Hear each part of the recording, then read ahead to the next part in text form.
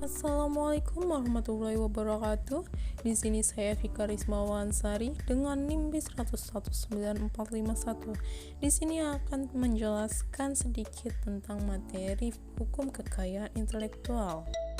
Dengan judul analisis terhadap putusan tentang perlindungan hak cipta, khususnya penciptakan atas proposal penelitian.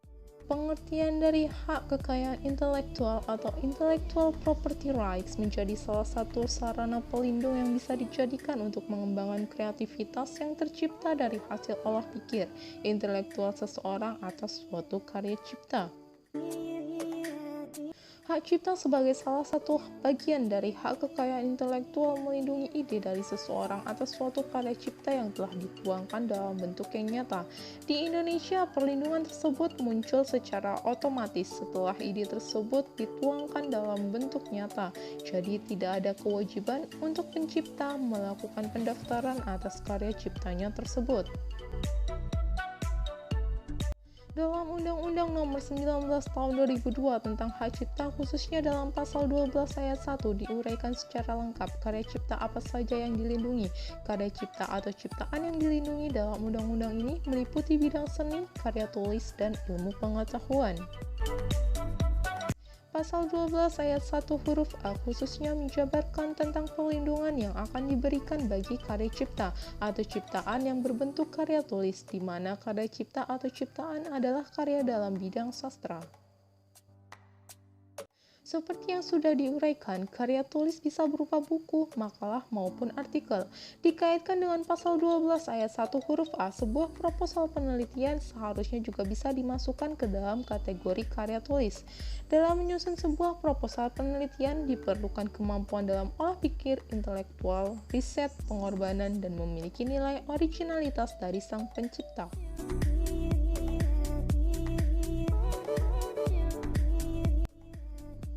Perlindungan yang diberikan terhadap proposal penelitian lahir bukan pada saat ide itu muncul dalam menyusun atau pada saat melakukan riset.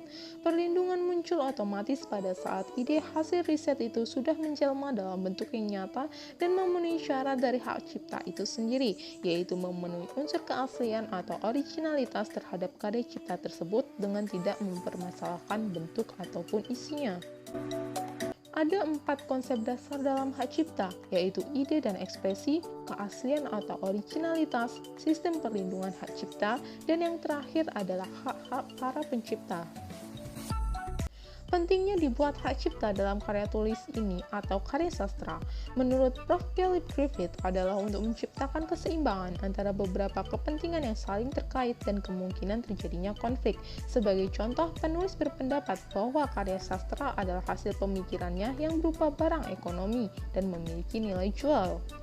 Undang-Undang Hak Cipta Nomor 19 Tahun 2002 Pasal 12 Ayat 1 huruf A tidak menguraikan secara jelas apa saja yang termasuk karya tulis. Begitupun dalam penjelasannya hanya menyebutkan apa yang dimaksud dengan perwajahan karya tulis. Perwajahan karya tulis adalah karya cipta yang lazim dikenal dengan typographical arrangement, yaitu aspek seni pada susunan dan bentuk penulisan karya tulis. Hal ini mencakup antara format, hiasan, warna, dan susunan atau tata letak huruf indah yang secara keseluruhan menampilkan wujud yang khas. Di sini saya akan menjelaskan tentang contoh kasus hak cipta. Awal mula kasus terjadi yakni pada bulan Juni tahun 2002. Korban plagiasi yaitu Adul dibantu oleh Ius untuk membuat satu proposal penelitian di mana ide awal Adul ingin membuat proposal penelitian berdasarkan sebuah tesis yang berjudul Produksi Budaya Bagaimana Masyarakat Malaysia Melihat Indonesia, satu analisis konstruksi berita dan konstruksi makna. Tesis tersebut dibuat oleh istri korban Nila yang pada waktu itu menjadi mahasiswi pasca sarjana Universitas Malaysia. Ia telah mengantongi izin terlebih dahulu dari Nila. Lalu pada bulan Juni 2002, Adul dan Ius mengajak Ferry bekerja sama untuk mengajukan usulan penelitian ke pemerintah daerah Provinsi Riau. Ferry dilibatkan hanya dengan pertimbangan mempunyai akses untuk mengunggulkan proposal tersebut.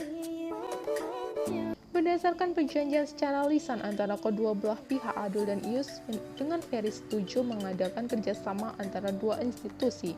Selanjutnya beberapa hari kemudian, Adul dan Ius berusaha menghubungi Ferry, tetapi Ferry selalu memberikan bermacam-macam alasan dan lama-lama menghilang. Pada bulan Juni 2003, Adul mengajukan proposal penelitian tersebut ke Balitbang Provinsi Riau. Lalu ia bertemu dengan Ketua Balitbang, yaitu Sikin. Di pertemuan tersebut, Adul ditunjukkan suatu buku. Di dalam buku itu ternyata terdapat satu usulan penelitian dengan tema hampir sama. Laporan yang diberikan yakni bahwa Ferry telah melakukan penciptakan atas proposal penelitian milik Adul dan Ius.